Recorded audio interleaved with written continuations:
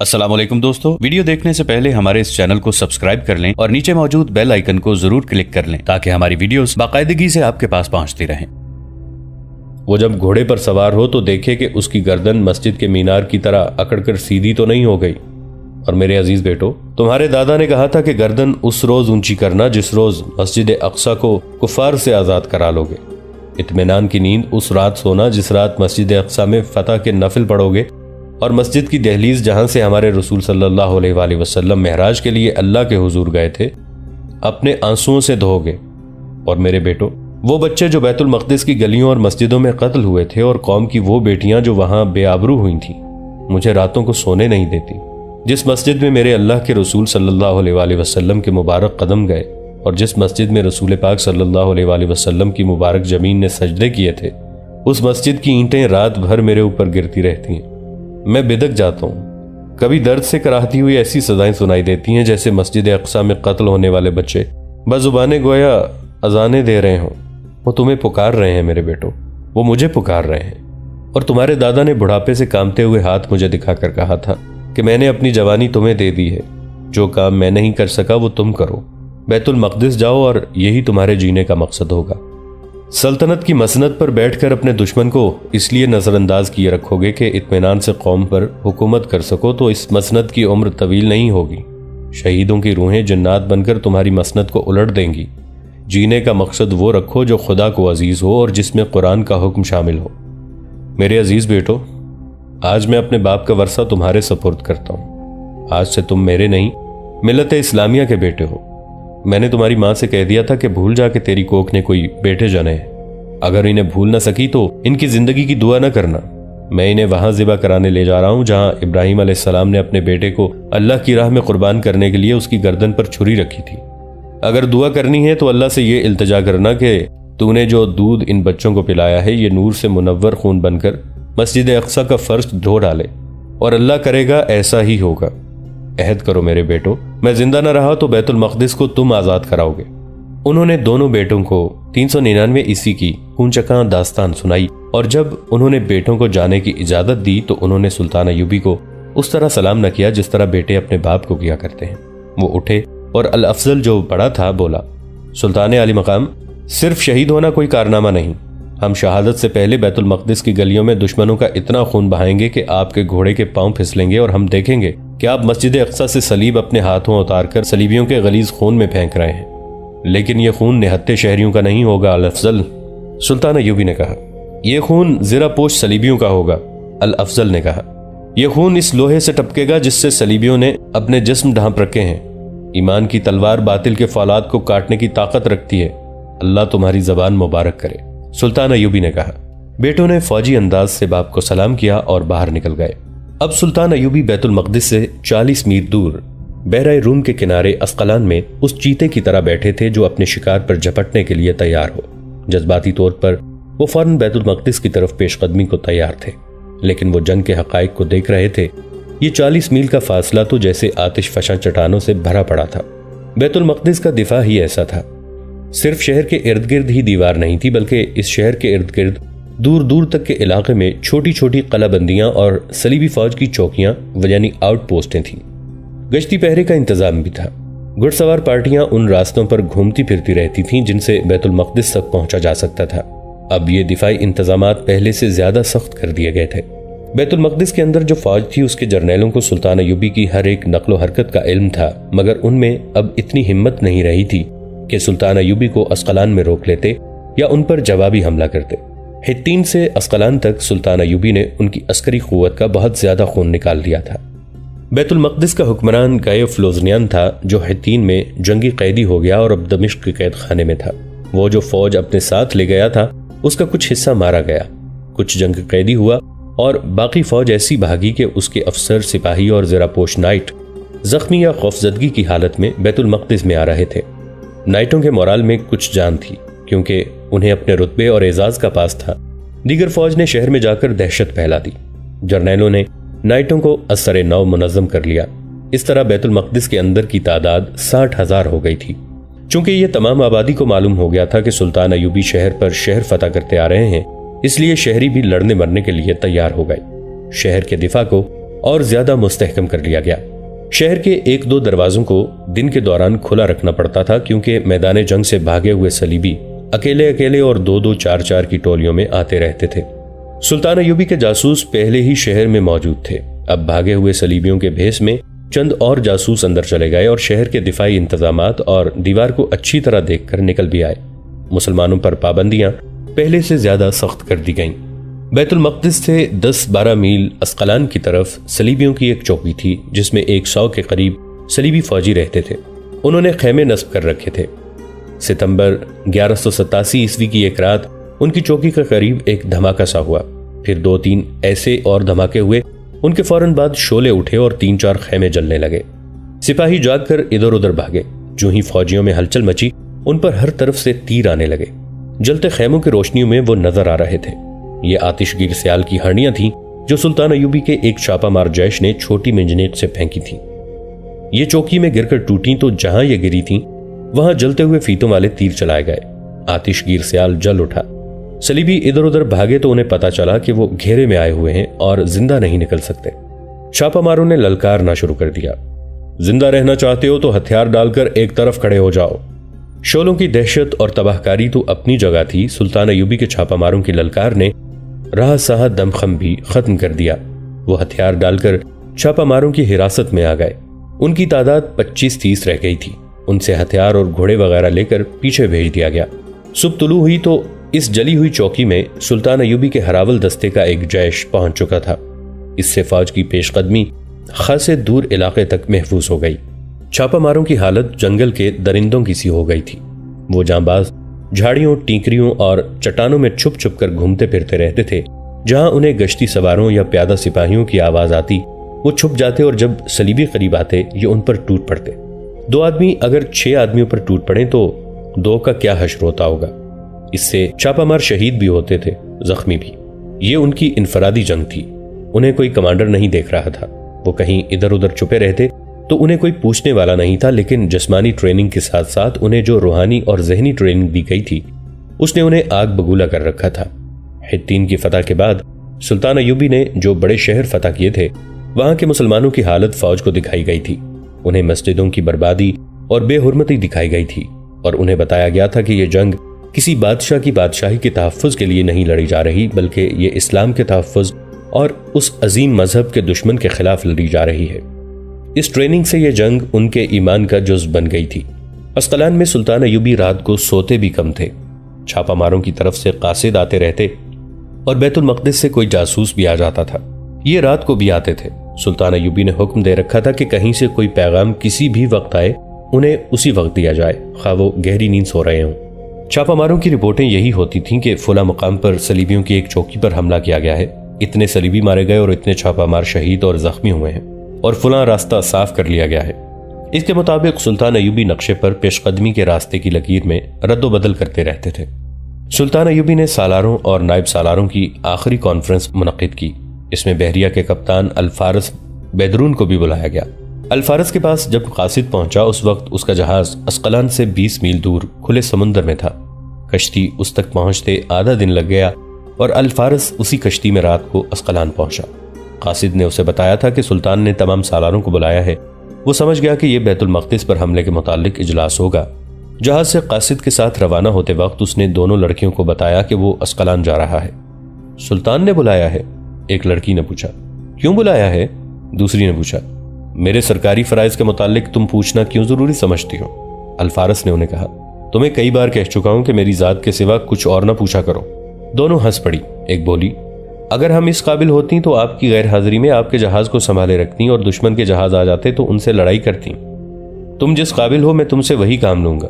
अल-फारस ने कहा, मेरी गैर हाजिरी में ज्यादा वक्त नीचे ही गुजारना, ऊपर जाकर मल्लाहों और अस्करियों के काम में न दखल देना। आप कब वापस आएंगे? आज रात शायद ना आ सकूं। अल-फारस ने जवाब दिया, कल शाम तक आ सकूंगा। अल-फारस लड़कियों में पूरी तरह घुल मिल गया था। वो उससे सुल्तान अय्यूबी के आइंदा इक़दामात के मुतालिक अक्सर पूछती थी। ये भी पूछा करती कि बहरा रूम में मिस्र और शाम का बहरी बेड़ा या समुंदर में और कुल कितने जहाज हैं, इनमें कितनी फौज है। अल-फारस ने उन्हें टालने की बजाय साफ कह दिया था कि वो इससे ऐसे सवाल न पूछा करें। इसके बावजूद वो अपने हुस्न और नाजो अदा का तले संतारी करके उससे कोई ऐसी बात पूछी बैठती थी जो फौजी राज होता था। अल्फारस जज्बाती मदहोशी से फौरन बेदार हो जाता और उन्हें प्यार से डांट दिया करता। नशे की हालत में इंसान दिल में छुपाई हुई बात उगल दिया करता है। नशा खास शराब का हो या किसी दवाई का, मगर अल्फारस शराब नहीं पीता था। न जहाज में किसी को शराब या कोई और नशा आवर चीज रखने की इजाजत थी। अल्फारस बदकार भी नहीं था, मगर वो अपने आप पर इन लड़कियों का नशा तारी कर लिया करता था, जिससे उसकी थकन दूर हो जाती थी और ताजा दम हो जाया करता था। ये लड़कियां तरबियत याफ्ता थीं। उन्होंने देखा कि अल्फारस में न शराब की आदत है, न उसके जज्बात सिफली और हैवानी हैं, तो उन्होंने उस पर प्यार और मोहब्बत का नशा तारी करना शुरू कर दिया था। मगर अल्फारस अपने फराइज और जिम्मेदारी का इतना पक्का था कि जज्बात पर मदहोशी तारी होती तो भी अपने फर्ज से कोताही नहीं करता था। एक रात अल्फारस गहरी नींद सोया हुआ था। लड़कियां अपने केबिन में थीं। दोनों ऊपर चली गईं और अर्शे के जंगले के सहारे समुंदर पर चांदनी के बिखरे और चमकते हुए मोतियों से लुत्फ उठाने लगी। रोजी, एक लड़की ने दूसरी से कहा, मुझे अपने सामने गहरा अंधेरा नजर आता है। अल्फारस, लगता मोम है, लेकिन कोई ऐसी वैसी बात पूछो तो पत्थर बन जाता है। मेरा ख्याल है हम अपना काम यहां नहीं कर सकेंगे। क्या यह बेहतर नहीं होगा कि एंड्रयू आ जाए तो उसे कहें कि मुमकिन हो तो हमें यहां से ले जाए। एंड्रयू वो आदमी था जो छोटी सी कश्ती जहाजों के करीब ले जाकर खाने पीने और जरूरियात की अशिया जहाज के मल्लाहों और सिपाहियों के हाथ बेचा करता था। हमने पिछली एक किस्त में इस आदमी का जिक्र किया कि ये आदमी इन लड़कियों को इत्तेफाक से मिला था। वो गरीब माहीगीरों के बहरूप में अपनी कश्ती पर अल्फारस के जहाज के करीब चीजें बेचने आया करता था। उसने लड़कियों को और लड़कियों ने उसे पहचान लिया था और उन्होंने रस्सियों की सीढ़ी नीचे करवाकर उसे चीजें खरीदने के बहाने ऊपर बुला लिया था। उसने लड़कियों को बताया था कि वो अल्फारस के इन 6 जहाजों के साथ साए की तरह लगा हुआ है और वो मौका मिलते ही इन जहाजों को तबाह कर देगा। लड़कियों ने उसे बताया था कि वो किस तरह अल्फारस से मिली थीं और उन्होंने खाना बदोश बनकर इस जहाज में पनाह ली है। लड़कियों ने उसे ये भी बताया कि वो पनाह के बहाने जासूसी और तबाहकारी करेंगी। इस आदमी का नाम एंड्रयू था और वो तखरीबकार जासूस था। पहली मुलाकात के बाद वो दोबारा अपने बहरूप में आया और लड़कियों से मिला था। लड़कियों ने उसे बताया था कि अल्फारस उनके जाल में नहीं आ रहा और वो कोई राज नहीं देता। एंड्रयू ये मालूम करना चाहता था कि ये जहाज कब तक उसकी ड्यूटी पर रहेंगे और ये टायर की तरफ जाएंगे या नहीं। उसने लड़कियों से कहा था, मालूम होता है तुम अपना फन भूल गई हो। इस जहाज में अकेला अल्फारस नहीं, उसका नायब भी है और उसके नीचे एक और अफसर भी है। उनमें से किसी को गांठ लो, इनमें रकाबत पैदा कर दो। अल्फारस के नायब को उसका दुश्मन बना दो, अपना जादू चलाओ। क्या तुम नहीं जानती? सब जानती हो। उस रात एक लड़की दूसरी से मायूस होकर कह रही थी कि रोजी, एंड्रयू आए तो उसे कहती हैं कि हमें यहां से निकाल ले जाए। सुनो फ्लोरी, रोजी ने उसे जवाब दिया, एंड्रयू हमें यहां से निकाल नहीं सकेगा। ये जंगी जहाज है। तुम देख रही हो कि रात को अर्शे पर, बल्कि वो ऊपर देखो, मस्तूल पर मचान बनाए एक पहरी सिपाही खड़ा है। फरार की कोशिश में हमारे साथ एंड्रयू के पकड़े जाने का भी इम्कान है। हमें इतनी जल्दी मायूस नहीं होना चाहिए। दूसरा हरबा इस्तेमाल करें? फ्लोरी ने पूछा। करना पड़ेगा, रोजी ने कहा। अल्फारस का नायब कप्तान तो पहले ही हमें भूखी नजरों से देखता और मुस्कुराता रहता है। ये लोग बड़े लंबे लंबे अरसे से समुंदर में हैं। इनके सरों पर मौत मंडराती रहती है। खुदा ने मर्द में औरत की जो कमजोरी पैदा की है वो इसी कैफियत में उभरती है। इशारे की देर है, ये बता दो कि ये काम मैं करूं या तुम करोगी? तुम्हें मुझसे ज्यादा तजुर्बा हासिल है। मैं ही कर लेती हूं, फ्लोरी ने कहा। लेकिन इस काम के उसूल याद रखना, रोजी ने कहा। राज ले लेना, लेकिन उसकी कीमत सिर्फ दिखा देना, अदा न करना। इस शख्स में इतनी तिश्नगी बल्कि दीवानगी पैदा करना कि यह शख्स तुम्हारे या अल्फारस को कत्ल करने की बातें करने लगे। अल्फारस का नायब रऊफ कुर्द था। वो इन लड़कियों को देखता और मुस्कुराता रहता था। उसे मालूम था कि ये अल्फारस की बीवियां या दाश्ता नहीं और ये खाना बदोश हैं जिन्हें अल्फारस ने अपने जहाज में पनाह दी है। रऊफ कुर्द के दिल में लड़कियों ने हलचल बपा कर दी थी। उस रात जब लड़कियां अर्शे पर जंगले का सहारा लिए बातें कर रही थीं, रऊफ अपनी ड्यूटी पर खड़ा उन्हें देख रहा था। अल्फारस सुल्तान अयूबी के बुलावे पर जा चुका था। अब जहाज रऊफ कुर्द की तहवील में था। फ्लोरी अर्शे के जंगले के साथ खड़ी रही। रोजी टहलने के अंदाज से वहां से चल पड़ी और रऊफ कुर्द के करीब से गुजरते मुस्कुराई। रऊफ कुर्द ने उसे अपने पास बुला लिया और रस्मी सी बातें की। रोजी चलने लगी तो रऊफ कुर्द ने उसे रुकने को कहा। मैं आपके पास रुकी रही तो वो फ्लोरी नाराज होगी, रोजी ने कहा। नाराज क्यों होगी? अपने अपने दिल की बात है, रोजी ने कहा। एक रोज अल्फारस नीचे सो रहे थे और मैं ऊपर आपके पास खड़ी थी तो इस फ्लोरी ने देख लिया। बाद में कहने लगी, मेरी मलकियत पे कब्जा ना करो, रऊफ मेरा है। जब हम मिस्र जाएंगे तो मैं इसके साथ चली जाऊंगी। ये अल्फारस को पसंद नहीं करती और इस डर से आपके करीब नहीं आती कि अल्फारस नाराज होगा। रऊफ कुर्द के जज्बात में जलजले बपा हो गए। मर्दाना फितरत की कमजोरी ने उससे हथियार डलवा लिए। उसने फ्लोरी और रोजी से ज्यादा खूबसूरत लड़कियां भी देखी थीं, लेकिन उनके हुस्न और डील डोल में जो ज़ुहद शिकन कशिश थी वो उसने किसी लड़की में भी कभी नहीं देखी थी। अब उसे ये पता चला कि इनमें से एक उसे चाहती है तो उसका दिमाग जज्बात के बनाए हुए उस रास्ते पर चलने लगा जिस पर मर्द जाते नजर आते हैं, वापस आते दिखाई नहीं देते। रोजी उसे तिलिस्मे होशरुबा में छोड़कर चली गई। उसने अपने कैबिन में उतरने वाली सीढ़ियों पर पांव रखकर पीछे देखा। रऊफ कुर्द आहिस्ता आहिस्ता फ्लोरी की तरफ जा रहा था। आज रात सोगी नहीं जोशी? रऊफ कुर्द ने फ्लोरी का वो नाम लिया जो उसने अल्फारस को बताया था। रोजी ने अपना नाम अजमीर बताया था। खाना बदोशों के नाम इसी किस्म के हुआ करते थे। रऊफ कुर्द को अपने करीब खड़ा देखकर वो ट्रेनिंग के मुताबिक ऐसे अंदाज से शर्माई और मुस्कुराई कि इस अंदाज से कंवारी दुल्हन भी न शर्माती होगी। रऊफ कुर्द ने उसके कंधे पर हाथ रखा तो फ्लोरी सुकड़ गई। अजमीर ने मुझे तुम्हारे मुतालिक कुछ बताया है, रऊफ कुर्द ने कहा। क्या यह सच है? फ्लोरी ने उसकी तरफ देखा और फौरन गर्दन घुमाकर समुंदर की तरफ देखने लगी। रऊफ कुर्द ने अपना सवाल दोहराया और फ्लोरी के उस हाथ पर हाथ रख दिया जो जंगले पर रखा था। फ्लोरी ने आहिस्ता आहिस्ता अपना हाथ उल्टा करके उंगलियां रऊफ कुर्द की उंगलियों में उलझा दी। थोड़ी देर बाद फ्लोरी उस जगह रऊफ कुर्द के साथ बैठी थी जहां उसकी ड्यूटी थी। जहाज में लंगर डाल दिए थे। 2-3-4 बत्तियां समंदर पर तैर रही थीं। ये अल्फारस के जहाज थे जो गश्त कर रहे थे। आधी रात को रऊफ कुर्द की जगह उसके एक मातहत अफसर को ड्यूटी पर आना था। रऊफ कुर्द ने फ्लोरी से कहा कि वो उसके कैबिन में चले, वो आता है। फ्लोरी चली गई। जहाज के अरशे से सुबह की आजान की आवाज आई तो फ्लोरी रऊफ कुर्द के कैबिन से निकली। उसने अल्फारस के इस नाइब को यह यकीन दिलाया था कि वो उसे दिलो जान से चाहती है और अल्फारस को वो खामिद की हैसियत से कभी कबूल नहीं करेगी। उसने रऊफ कुर्द से यह भी कहा, अल्फारिस मुझे कहता है कि रऊफ के साथ बात न करना, बहुत बुरा आदमी है। हकीकत यह है कि वो खुद बहुत बुरा आदमी है। उसने हमें पनाह तो दी है लेकिन हमारी मजबूरी से पूरा फायदा उठा रहा है। अगर हम इतनी मजबूर ना होती तो इतनी ज्यादा कीमत कभी ना देती। रऊफ कुर्द के दिल में अपनी मोहब्बत का धोखा और अल्फारस की दुश्मनी पैदा करके वो उसके कैबिन से निकल आई और जो बातें उसे अल्फारस ने कभी नहीं बताई थीं वो रऊफ कुर्द ने उसे बता दी। उस रात सुल्तान अयूबी सोए नहीं। रात इजलास में गुजर गई। वो कोई ऐसा खतरा मूल नहीं लेना चाहते थे जिससे बैतुल मक़दिस का मुहासरा नाकाम हो जाए। उन्होंने सालानों वगैरह को बैतुल मक़दिस तक पहुंचने का रास्ता नक्शे पर दिखाया। उन्होंने नक्शे पर उन जगहों पर निशान लगा रखे थे जहां कुछ दिन पहले सलीबियों की चौकियां थीं और वहां अपने छापा मार थे, या हरावल की थोड़ी थोड़ी नफरी थी, या वहां कुछ भी नहीं था। रास्ता साफ था। ऐसी जगहों पर भी उन्होंने निशानात लगाए थे जहां सलीबियों की कलाबंदियों की साख्त की चौकियां अभी मौजूद थीं और उनमें नफरी कुछ ज्यादा थी। सुल्तान अयूबी ने सबको बताया कि उन्होंने उन पर कब्जा करने की कोशिश ही नहीं की क्योंकि वो अपनी जंगी ताकत जाया नहीं करना चाहते। इसका इलाज उन्होंने ये बताया कि ये सब चौकियां बुलंदियों पर हैं, इसलिए उन्हें नजरअंदाज करके जरा सा दूर से गुजरना है। उनमें जो फौज है वो उनमें बैठी रहे। ये थोड़ी थोड़ी नफरी बाहर आकर हमारा रास्ता रोकने की जरूरत नहीं करेगी, लेकिन दूर से हमें देखकर उनमें से कासिद बैतुल मक़दिस जाकर खबर कर देंगे, एक सालार ने कहा। फिर हम बैतुल मक़दिस वालों को बेखबरी में नहीं ले सकेंगे। बेखबरी में जा लेने की उम्मीद दिल से निकाल दो, सुल्तान अयूबी ने कहा। सलीबियों को अच्छी तरह मालूम है कि हम बैतुल मक़दिस जा रहे हैं। उनका अंदाज बताता है कि वो बैतुल मक़दिस के रास्ते में हमारे मुकाबले में नहीं आएंगे। एक तो शहर में पहली फौज है जो किसी मैदान में शरीक नहीं हुई। ये शहर के दिफा के लिए महफूज और तैयार रखी गई है। वहां से जासूस इत्तलाएं ला रहे हैं कि ये फौज दिन रात मुहासरे में लड़ने और मुहासरा तोड़ने की मशक करती रहती है। इसमें इजाफा यूं हुआ है कि हमने जो मकामात फतह किए हैं वहां की भागी हुई फौज भी बैतुल मक़दिस चली गई है। इसमें जरा पोश नाइट भी हैं। ये हमारे जासूसों ने बताया है कि मुहासरे के दौरान ये नाइट दरवाजों से बाहर आकर हमला करेंगे और हर हमले के बाद शहर में चले जाएंगे।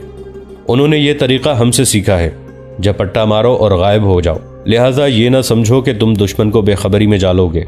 दुश्मन हमारे इंतजार में खड़ा है। फिर भी मैंने इंतजाम कर रखा है कि सलीबियों की किसी चौकी से कोई कासिद बैतुल मक़दिस न पहुंच सके। बैतुल मक़दिस और उन चौकियों के दरमियान हमारे छापामार मौजूद हैं, किसी को जिंदा नहीं जाने देंगे। फौज की तादाद के मुतालिक जासूस मुख्तलिफ इत्तलाएं लाए हैं। इनसे मैंने अंदाजा लगाया है कि बैतुल मक़दिस के अंदर सलीबियों की बाकायदा फौज की तादाद 60,000 से कुछ ज्यादा हो सकती है, कम नहीं होगी। यह भी जहन में रखना कि वहां मुसलमान कैद और नजरबंदी में हैं, इसलिए वो अंदर से हमारी कोई मदद नहीं कर सकेंगे। दोस्तों, आज के लिए इतना ही। इसी कहानी की अगली किस्त के साथ बहुत जल्द हाजिर होंगे। नीचे कमेंट सेक्शन में अपनी राय का इजहार जरूर कीजिएगा। हमारे इस चैनल को सब्सक्राइब करके नीचे मौजूद बेल आइकन को भी जरूर क्लिक कीजिएगा। अगली मुलाकात तक के लिए हमारा और आपका अल्लाह निगहबान।